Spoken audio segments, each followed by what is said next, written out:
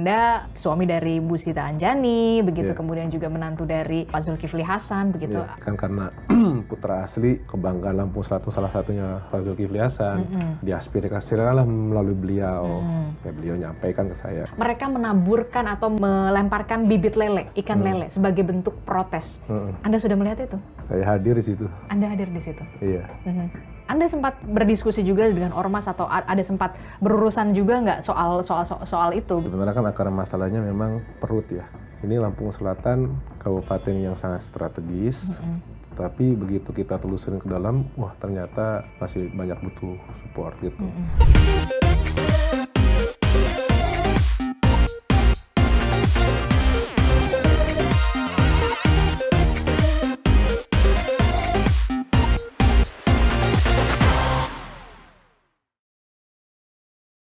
Halo, kembali lagi di On Point with Adisti Larasati. Ada beragam topik yang menarik untuk diperbincangkan dan juga jadi sorotan publik. Kalau biasanya saya membahas soal politik, ekonomi, gonjang-ganjing yang terjadi di perpolitikan kita di Indonesia. Tapi saya rasa-rasanya di hari ini mau melirik soal daerah begitu ya.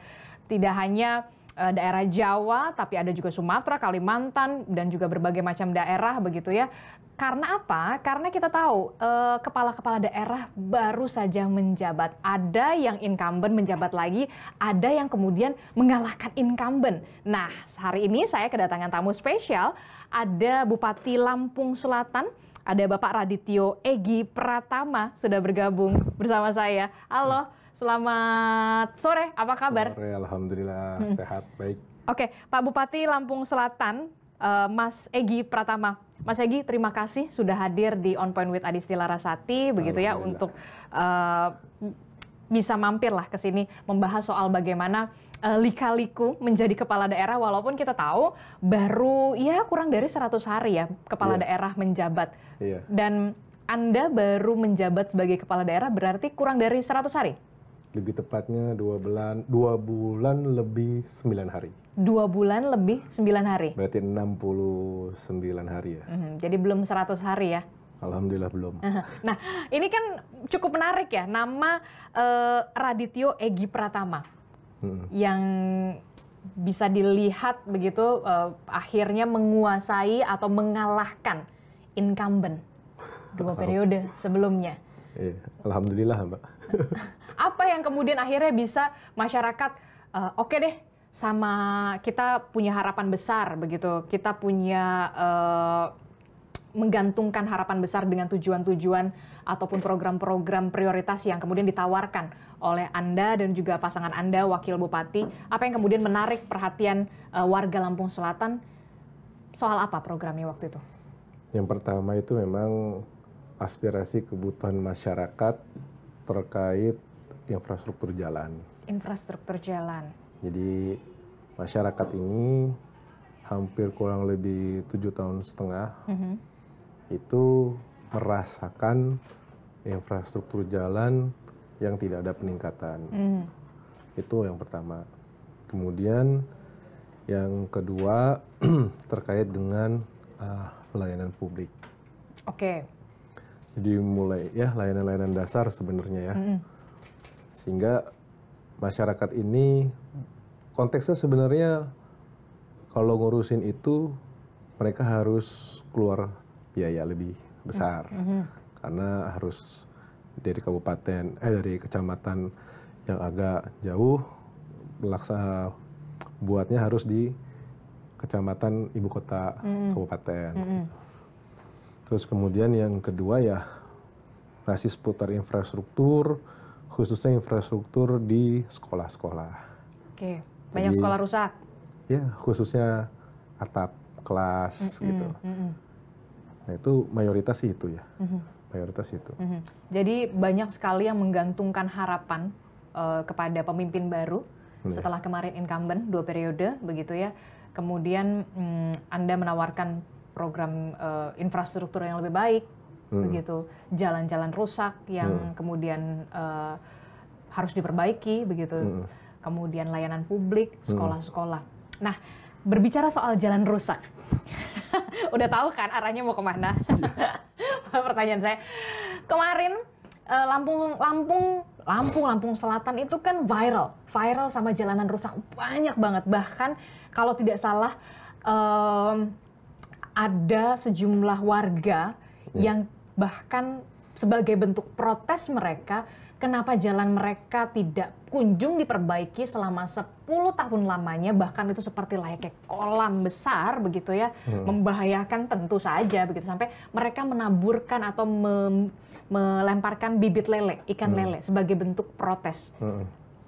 Anda sudah melihat itu? Saya hadir di situ. Anda hadir di situ? Iya. Apa yang kemudian Anda janjikan pada saat itu? Saya langsung lakukan pengecekan dulu, karena pasca saya dilantik, ini kan program kerja dan anggaran itu sudah disahkan sebelum saya dilantik. Memang pada saat kami koordinasi dengan dinas terkait, di titik tersebut itu belum teranggarkan. Belum teranggarkan? Belum. Alasannya waktu itu? Saya kurang tahu juga, karena saya tidak terlibat di situ.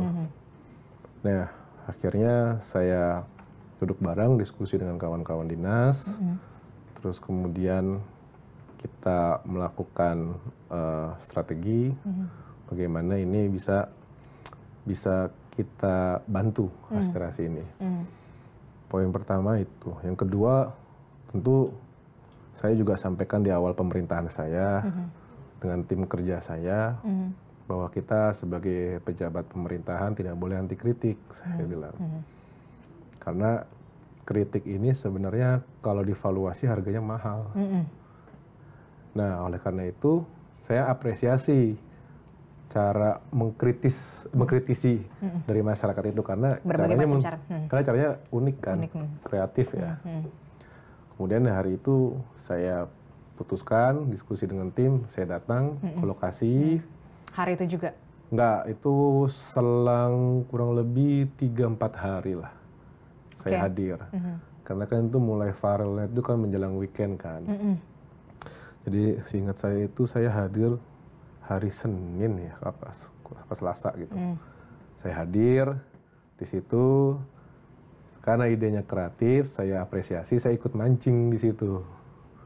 Saya ikut mancing, kemudian ikannya kita bakar, kita makan bareng-bareng sama warga di situ. Jadi kita makan warga, terus kemudian setelah itu saya sampaikan, saya apresiasi dengan masyarakat, caranya ini kreatif, caranya unik gitu ya. Sampai Anda sampai Anda mendatangi akhirnya. Dan saya tertarik untuk hadir gitu. Dan akhirnya setelah itu selesai kita makan bareng-bareng warga, selesai makan, tim OPD langsung melakukan perapihan lokasi. Untuk antisipasi jangka pendek. Antisipasi jangka pendek, itu diapain tuh jalannya waktu itu? Ya, kita tambal sementara karena kita untuk melakukan perbaikan secara menyeluruh kan butuh proses di situ kan. Butuh proses, butuh uang, butuh waktu. Uangnya insya Allah ada. Insya Allah ada. Tapi sudah tinggal prosesnya. Tinggal prosesnya. Tinggal prosesnya, karena kan ya butuh proses, tahulah sendiri kan. Nah itu sudah on progress gitu. Kemarin saya konfirmasi ulang ya, insya Allah informasi dari dinas terkait 2 bulan pasca itu udah mulai pekerjaan. 2 bulan pasca viral itu Anda hadir, kemudian akan ada perbaikan itu. Kita upayakan, walaupun kemarin udah kita mulai upayakan ya. Berapa panjang sih sebenarnya, sepanjang apa kemudian jalannya itu rusak? Itu kalau mau tuntas itu kurang lebih hampir mungkin sekitar 2-3 kilo itu. Kalau tuntas itu 2-3 kilo itu harus diperbaiki total, dicor, di aspal atau gimana? Rencana sih rabat beton ya itu. Karena kontur jalannya udah tanah kan. Itu kan sudah hampir kurang lebih dari 12 tahun itu tidak diadakan perbaikan. 12 tahun tidak ada perbaikan. Menurut testimoni masyarakat ya. Dan 2 bulan, berarti bulan apa nih akan segera diperbaiki? Berarti mulai diperbaiki. Sekarang Mei, ini sekarang April, Mei, paling lambat mungkin akhir Juni atau awal Juli lah. Akhir Juni atau awal Juli perbaikan sudah mulai dilakukan untuk jangka panjang. Ya, bismillah ya. Setelah 12 tahun tidak pernah. Menurut testimoni masyarakat di situ gitu. Dan saya konfirmasi ke kepala desa tuh, ya betul katanya, lebih dari 10 tahun. Ada yang bilang lebih dari 12 tahun, ada yang bilang lebih dari 10 tahun gitu. Berarti nanti kita podcast lagi ya, akhir Juni atau awal Juli gitu, setelah itu benar-benar baik ya. Di lokasi. Di lokasi, oke. Nah, itu yang kemudian ya viral itu, dan kemudian menjadi apa ya, tantangan pertama yang harus dilakukan oleh seorang Bupati Lampung Selatan. Anda begitu bersama dengan wakil bupati setelah mengalahkan incumbent pada saat itu. Tapi saya ingin tahu dulu, Mas Egy ini kan backgroundnya dari HIPMI ya? Iya. Dari HIPMI gitu. Terus tiba-tiba apa yang kemudian Anda pikirkan pada saat itu? Ya udah deh, saya ngurusin warga Lampung Selatan aja deh. Atau kemudian, wah jangan-jangan ada dorongan nih dari keluarga gitu kan? Karena kita tahu Anda suami dari Bu Sita Anjani, begitu, kemudian juga menantu dari Pak Zulkifli Hasan, begitu. Memang dorongan, memang mau memimpin Lampung Selatan, atau kemudian ada hal-hal lain nih gitu ya? Pernah nggak sih terbayangkan, wah jadi bupati nih saya gitu? Jujur kalau jadi bupati tidak membayangkan. Tidak pernah terbayangkan? Tidak terbayangkan.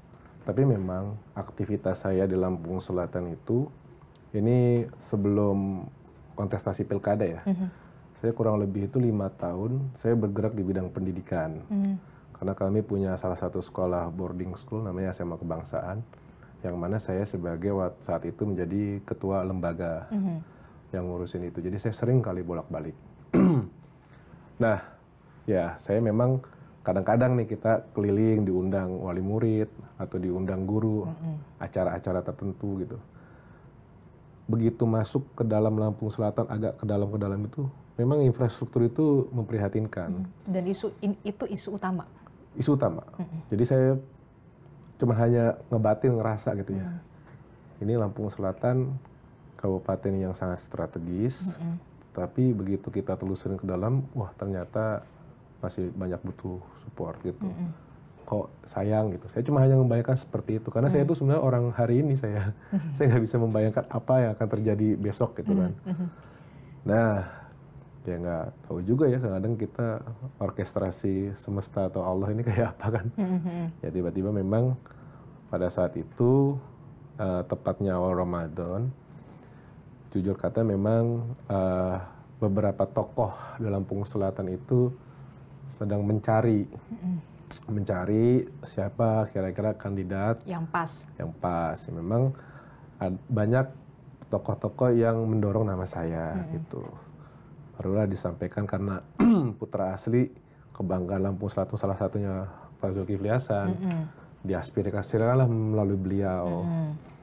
Ya beliau nyampaikan ke saya, gimana kamu gini-gini ya. Saya istikharah dulu waktu itu. Istikharah dulu? Oh iya, karena menurut saya bukan sesuatu hal yang mudah. Tanggung jawabnya panjang dan besar gitu ya. Itu yang kemudian akhirnya setelah Anda istikharah, barulah oke, saya mantap akan melayani, dalam tanda kutip, melayani warga Lampung Selatan. Untuk Lampung Selatan yang lebih baik. Lampung Selatan maju. Lampung Selatan maju. Nah, ya itu tadi isu utamanya adalah soal perbaikan jalan gitu ya, karena memang sempat viral dan itu sudah lama sekali tidak dilakukan begitu ya, tidak tersentuh begitu. Dan akhir Juni sampai awal Juli maksimal Anda targetkan itu akan dimulai. Akan dimulai. Termasuk dengan daerah-daerah lain, apakah juga Anda sudah melihat, mempetakan, oh selain yang viral ini, oh ternyata ada di sini gitu. Jangan sampai kemudian, wah nunggu viral dulu nih, kita viralkan dulu baru nanti dikunjungi sama Pak Bupati, kan jangan sampai seperti itu gitu. Jadi sebenarnya viral ini ada kejadian lucu, Mbak. Waktu itu yang pertama itu karena ada anak pemudi lah. Waktu dia sering ke tempat wisata. Nah, dia viral dengan caranya dia, dan caranya itu unik lah. Sempat diangkat kawan-kawan media, nyampelah ke saya. Nah, saya itu kan lucu lah dengan caranya itu. Saya repost, saya bilang siap gitu-gitu. Akhirnya dikutip lah repost story itu. Saya juga nggak tahu, tiba-tiba dinas terkait itu langsung melakukan gelar pekerjaan gitu loh. Iya, ini kan ibarat blessing in disguise ya. Saya bilang, wah udah dijalanin ya, sudahlah, mau nggak mau. Nah, karena itu terjadi dan terkomunikasikan, agar orang berlomba-lomba memviralkan itu supaya diatensi gitu loh. Nah itu entah itu hal yang baik atau hal yang kontraproduktif saya juga nggak tahu ya. Tapi ya pasti sebagai pemimpin Lampung Selatan ya memang viral atau tidak viral sudah harus dipetakan begitu. Untuk soal infrastruktur. Kemudian karena memang janji politik Anda juga bersama dengan Wakil Bupati. Dan saya melakukan ini analisa ulang. Analisa ulang. Penentuan titik ini apa parameter indikatornya gitu loh. Jadi kita memang tim sedang bekerja, dari awal juga bekerja gitu. Dan memang kita sudah melakukan beberapa banyak perbaikan. Ada beberapa akses wisata, terus kemudian yang akses ekonomi, terus kemudian yang memang akses terkait dengan ketahanan pangan, itu udah mulai berjalan. Plus juga kemarin kita ada beberapa musibah, itu kan perbaikan jembatan segala macam gitu. Kita sudah mulai bergerak di bidang itu. Oke, karena Mas Egy sudah menyinggung soal wisata begitu ya kan, ya kita Lampung Selatan tuh kan paling deket lah ibaratnya dari Jakarta gitu ya, bisa ditempuh dengan mobil lewat jalur laut, penyeberangan laut menggunakan kapal begitu, 1 jam untuk kapal ekspres begitu. Ini tentu saja jadi dan peluang. Bandara juga. Dan bandara itu dia. Ini tentu saja jadi peluang ya, jadi peluang bagi Lampung dan khususnya mungkin Lampung Selatan juga gitu ya sebagai pintu gerbang Sumatera di bagian selatan. Nah, apa yang kemudian Anda dan juga Wakil Bupati akhirnya, oke nih kita mau eksplor soal ini, soal pariwisata, apa yang kemudian harus ditumbuhkan lagi sektor-sektor pariwisata. Karena kita tahu kalau pariwisata apa aksesnya, jalanan jangan sampai rusak. Terus kemudian kenyamanannya. Di sana harus ada objek wisata apa, kemudian toiletnya, ya kan itu udah pasti. Kemudian jangan sampai ada pungli, aduh males banget kalau misalkan belum sampai tempat objek wisatanya punglinya udah bererot gitu. Nah itu yang jadi PR juga kan untuk kepala daerah. Ya pertama gini, kita dengan tim kita lihat data dulu. Jadi keputusan itu bisa kita pertanggungjawabkan karena adanya data. Lampung Selatan ini 1 tahun itu menurut data kurang lebih ada 1,5 juta pengunjung. 1,5 juta pengunjung. Wisatawan.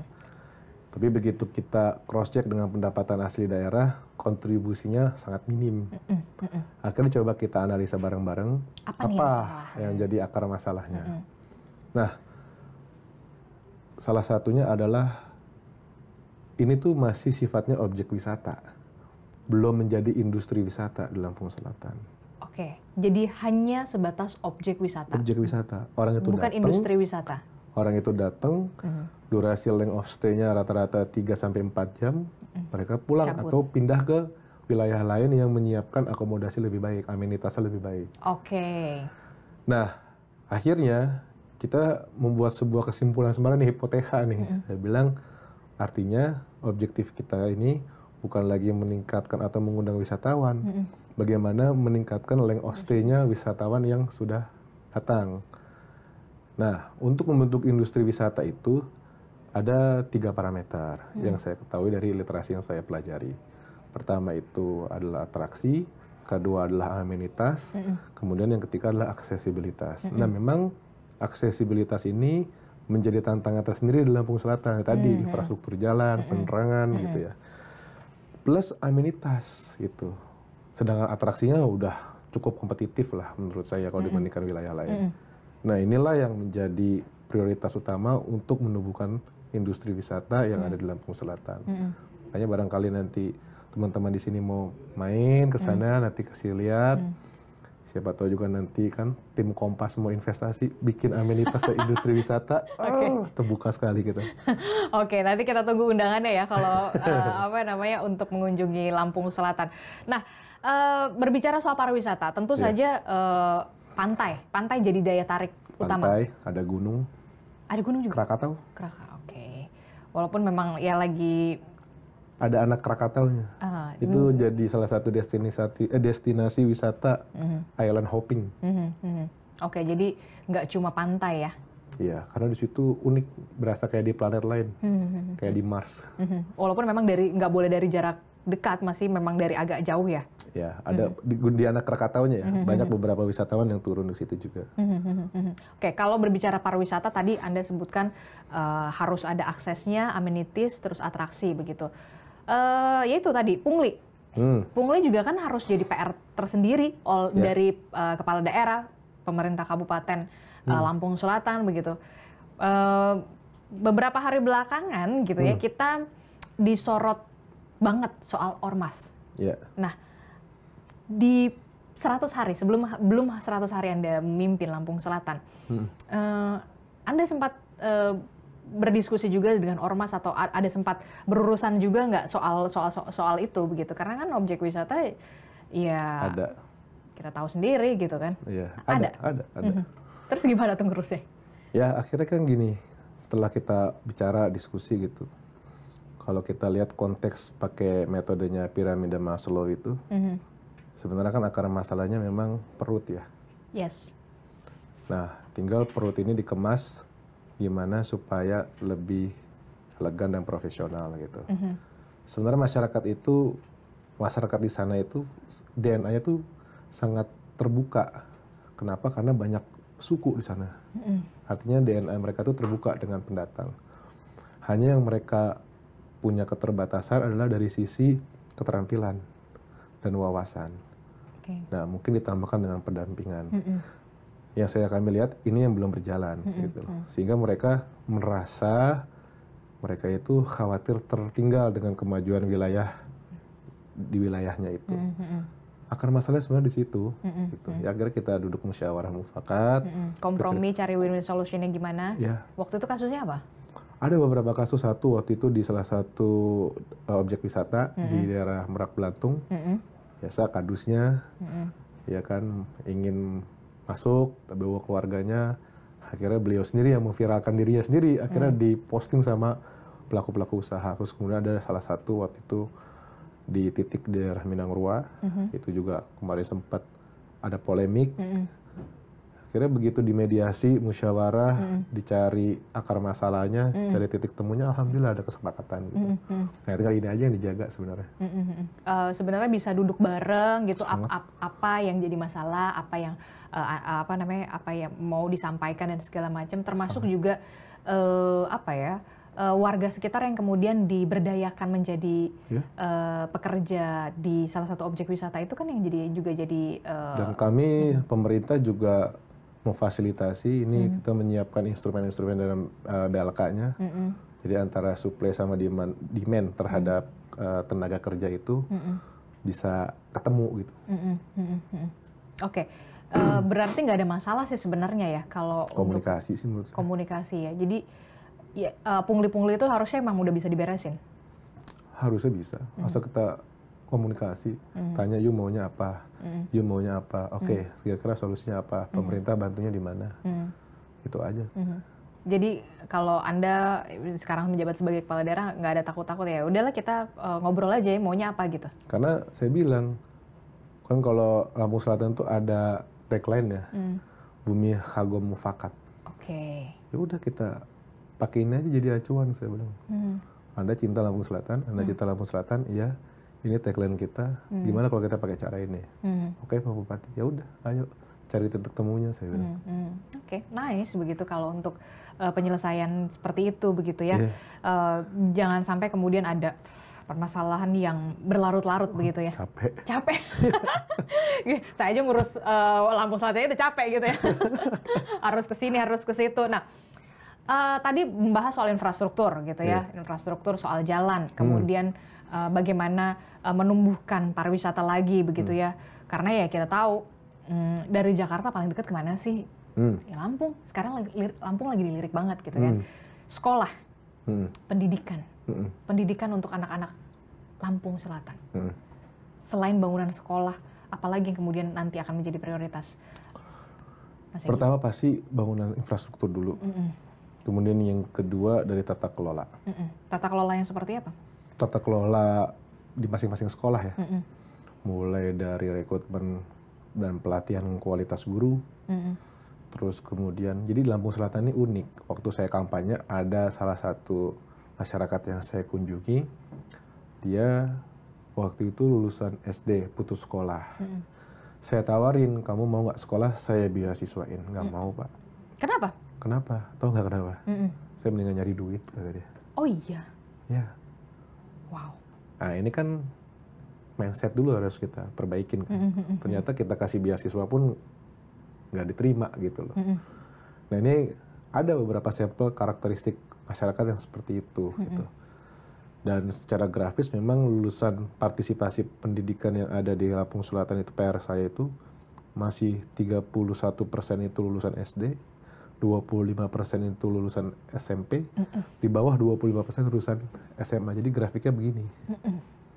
Nah, ini yang saya dengan tim kerja saya OPD terkait khususnya untuk kita mengubah grafis kita ini. Paling nggak rata dulu lah target jangka pendek gitu. Dan itu yang kemudian menjadi tantangan terbesar di bawah kepemimpinan Mas Egy dan juga Wakil Bupati Lampung Selatan untuk kemudian. Tapi itu dari sisi SDM terdidik ya. SDM, oke. Tapi SDM terlatihnya ini ya kita siapkan BLK ini. Karena kan kita juga harus memikirkan tadi yang alasannya dia nggak mau sekolah karena baik dari duit buat bantu keluarganya, bapaknya, ibunya gitu. Dan ya ini realita di lapangan. Ya itu. Realita kehidupannya ya begini gitu ya. Kita kan nggak bisa maksa ya. Iya, nah ya itulah. Oke, itu tadi soal pendidikan. Dalam konteks fiskal, APBD Lampung Selatan 2025 ini sekitar 2,3 triliun rupiah, koreksi kalau saya salah. Nah, betul. Menurut Anda, Mas Egy, apa kemudian ini ideal bagi Kabupaten Lampung Selatan? Tentu kalau kita melihat konteks dari jumlah penduduk, terus kemudian luas wilayah, ini kita optimalkan sebaik mungkin. Tapi kalau kita melihat kebutuhan yang berbasis aspirasi, contohnya tadi infrastruktur jalan aja. Kemarin kita coba hitung-hitung kasar, kalau Lampung Selatan ini mau mulus, satu Lampung Selatan beres itu butuh dananya aja 3 triliun. Jalan ya. Cuma jalan ya? Itu jalan tol. Belum lagi aspek penerangan, belum lagi aspek perbaikan infrastruktur dan lain-lainnya. Nah, tentu dengan anggaran ada kita optimalkan. Nah, karena saya punya latar belakang pengusaha gitu ya, saya melihat kalau kita mengoptimalkan inside capital kita atau dana di dalam wilayah kita, rasanya berat untuk mendorong pertumbuhan ekonomi. Makanya saya punya salah satu kebijakan Lampung Selatan maju investasinya. Tujuannya supaya membuka direct investment masuk ke Lampung Selatan. Karena kan tadi kalau secara lapangan itu masalahnya perut. Perut itu adalah jadi secara mayoritas sektor pekerjaan yang banyak dilakukan oleh masyarakat di Lampung Selatan itu sektor informal, petani, nelayan, peternak dan lain-lain. Yang mana secara pendapatan pasti bulanannya itu tidak bisa, nggak menentu. Ya tidak bisa dipastikan gitu. Nah itu problemnya. Artinya kan kita harus menciptakan ruang investasi yang mampu menyediakan sektor yang formal tadi. Gitu. Dan ini jadi tantangan lagi. Ini challenge-nya. Ini jadi challenge-nya. Anda yakin Lampung Selatan akan beres di 5 tahun kepemimpinan Anda? Bismillah. Bismillah bisa. Bismillah bisa. Karena saya punya tagline Bismillah bisa. Dengan kawan-kawan. Dan bisa itu ada kepanjangannya gitu. Atau kurang dari 5 tahun bisa nih kayaknya? Ya Bismillah lah yang terbaik. Ya upaya dulu aja, ikhtiar dulu ya kan, usaha dulu, hasilnya nanti akan seperti apa, ya tentu harapan besar. Dan saya juga gak bisa kerja sendiri kan memang. Pasti. Makanya Bismillah bisa itu B-nya itu berkolaborasi. Saya ingin tim kerja saya itu menurunkan ego sektoral. Oke. Ya itu yang agak susah loh. Tapi kan kita udah ada contoh di pemerintah pusat bagaimana antar kementerian antar bidang itu mereka bisa bekerja kolaborasi kan gitu. Apalagi kemarin kan habis retret kan? Iya, banyak banget dapat insight kan. Nah, apalagi ya ketemu kepala daerah yang lain, semua kepala daerah dan kayaknya permasalahannya secara garis besar sebenarnya sama aja gitu kan. Kemarin saya ke Garut ketemu Bupati Garut, saya sampaikan di sana ada industri sale pisang dan pisangnya itu dari wilayah saya. Oh iya. Dan saya bilang di Garut itu punya potensi UMKM di bidang aircraft, jaket kulit segala macam. Saya pengen bikin satu sampel, saya mau promosikan karena pakai batik, corak batik ke Lampung Selatan. Saya bilang, Oke. yuk kita tukar komoditas. Nah kayak gitu-gitulah saya pikir. Ya itu kan gara-gara ngobrol kan. Karena di retret kenalnya. Karena di retret. Dan satu alma mater dengan saya, jadi lebih enak gitu. Jadi enak lah ngobrolnya ya, dan menghasilkan langkah-langkah yang konkret. Dan saya banyak belajar juga dari beberapa kepala daerah yang lebih senior ya di sana tentang tata kelola pemerintahan. Saya banyak juga belajar. Jadi menurut Anda retret kemarin tuh positif banget? Ya, menurut saya positif. Dan tidak pernah dilakukan sebelumnya? Ya, kita jadi banyak teman, banyak relasi, jadi banyak tempat untuk bertukar pikiran sebenarnya. Dan yang pasti ya nomor handphone udah langsung kontak-kontakan Japri aja ya? Ya. Nggak perlu ada birokrasi dulu dan segala macam, ya kan? Ya. Dan itu jadi mempermudah. Apalagi kalau yang kepala daerah setenda kan, udah kayak teman 1 minggu di sana. Waktu itu setenda sama siapa, masih inget nggak? Sama Bupati Kulon Progo, sama Bupati Manokwari Selatan. Oh, oke. Dan banyak ngobrol juga ya? Banyak saya belajar dengan beliau. Oke. Ya terlepas dari niatan Anda gitu ya Mas Egy untuk kemudian membenahi Lampung Selatan begitu ya, punya niat baik, tentu kan pasti ada aja gini, wah jangan-jangan dapat karpet merah nih, kan menantunya Pak Zulhas, istrinya Bu Zita Anjani nih yang utusan khusus presiden. Karpet merah dalam konteks apa? Untuk bisa masuk ke pemerintahan pusat, lebih dapat atensi. Nah, gimana nih ngejawabnya? Kalau saya berpikir kan rezeki itu udah ada yang ngatur ya. Saya juga tidak pernah terpikirkan bahwa nasib saya hari ini akan seperti ini gitu kan, saya nggak pernah. Tapi apa yang saya dapat hari ini kan tentu harus saya optimalkan untuk kebermanfaatan ya. Punya impact gitu, impactful gitu. Jadi kalau berpikirnya saya sih selama itu dipakai untuk kemaslahatan dan memang impactful, kalau pribadi saya why not gitu kan. Why not gitu. Selama positif ya kan, memang buat saya kan warga Lampung Selatan. Kan bukan saya nyeting kan, situasi seperti ini kan saya nggak tahu. Tapi kan dengan saya udah diberikan ini, saya mengoptimalkan, itu kan salah satu bentuk syukur saya kan dari situasi hari ini gitu. Oke, kalau terakhir 5 sektor lah, katakan 5 sektor atau 5 fokus, kalau saya bisa tanyakan. Apa saja yang kemudian akan Anda bereskan sebagai prioritas? Yang pertama itu pasti infrastruktur. Tadi sudah dikatakan. Infrastruktur. Kemudian, jadi saya punya program Lampung Maju Infrastrukturnya. Terus kemudian, Lampung Maju Pendidikannya dulu saya bilang. Lampung Maju Pendidikannya. Kemudian Lampung Maju Kesehatannya, Lampung Maju Ekonominya, sebenarnya 3. Nah, tapi yang ketiga ini ada turunannya karena ekonomi itu kan kaitannya banyak. Antaranya adalah Lampung Maju Infrastrukturnya. Kemudian Lampung Maju Tata Kelola Pemerintahannya. Dan Lampung Maju Investasinya. Karena inilah yang akan mendorong pertumbuhan ekonomi di Lampung Selatan. Infrastruktur, tata kelola pemerintahannya, karena akan memberikan dampak trust ya pada stakeholder. Kemudian yang ketiga adalah investasi gitu. Nah, pendidikan pasti ada infrastruktur, ada SDM-nya itu sendiri dan bentuk kurikulum dan bentuk perhatian dari pemerintah, contoh beasiswa. Sama kesehatan juga gitu, infrastruktur, karena kita juga masih kurang vaskesnya kita, rumah sakit khususnya. Ini juga kita lagi upayakan untuk menambah fasilitas kesehatan yang di daerah masih kurang, di daerah tertentu ada. Apa? Puskesmas, rumah sakit? Rumah sakit umum RSUD. RSUD, berapa yang kemudian sudah dipetakan akan dibangun? Target saya minimal dalam waktu 5 tahun ini tambah 1 dulu aja, itu udah 1 plus penambahan beberapa puskesmas ya. Menarik.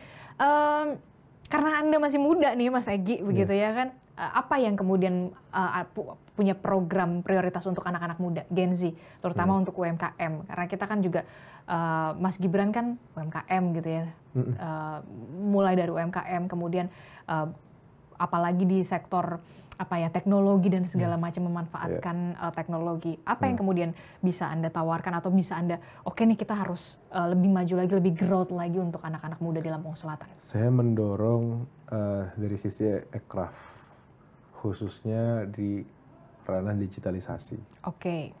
Ini sudah saya lakukan, jadi saya melihat beberapa penggiat medsos, saya ajak bergabung dengan tim saya. Influencer Lampung Selatan gitu. Ya, udah mulai sebenarnya. Oke. Ini masyarakat. Masyarakat. Ya, kita kasih tambahan karena ini kan jadi side job ya. Kita tambahan, kemudian dia membantu untuk mengasih input dan memberikan konten segala macam. Nah, ini saya sebenarnya memberi pesan bahwa industri kreatif khususnya di bidang digital medsos ini bisa menjadi sebuah peluang. Nah, UMKM itu yang ada di Lampung Selatan, tentu pelatihan itu sudah berjalan juga. Tinggal kita perbaikin dari kontennya saja. Konten pelatihannya.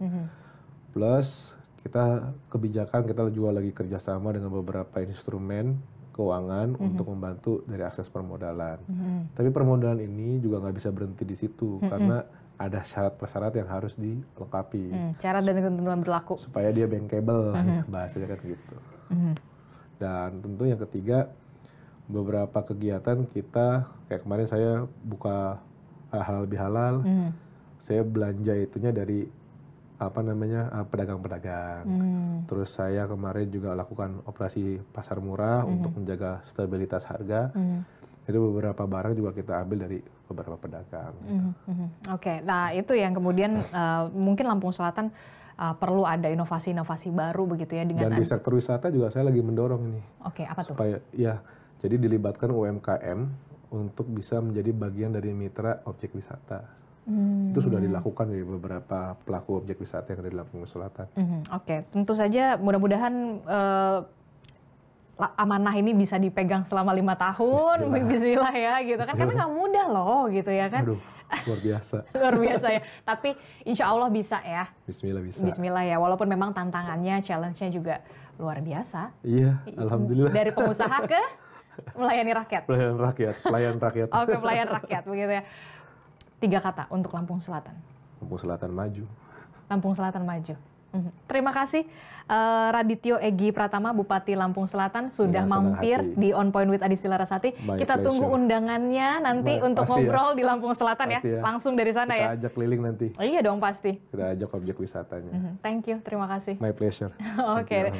Nah itu tadi ngobrol-ngobrol saya bagaimana dengan kepala daerah yang belum 100 hari bahkan menjabat. Salah satunya adalah Bupati Lampung Selatan. Tentu Lampung Selatan menjadi peluang terutama di sektor pariwisata yang sudah mulai dilirik dan juga viral juga, nggak jauh dari Jakarta. Tidak hanya Lampung Selatan, tapi kepala-kepala daerah lainnya juga tentu saja kita nantikan apa saja gebrakannya untuk memajukan daerahnya. On Point with Adisty Larasati, nanti kita akan jumpa lagi di episode selanjutnya. Terima kasih, sampai jumpa. Thank you. Thank you, Mas. Thank you, Mbak.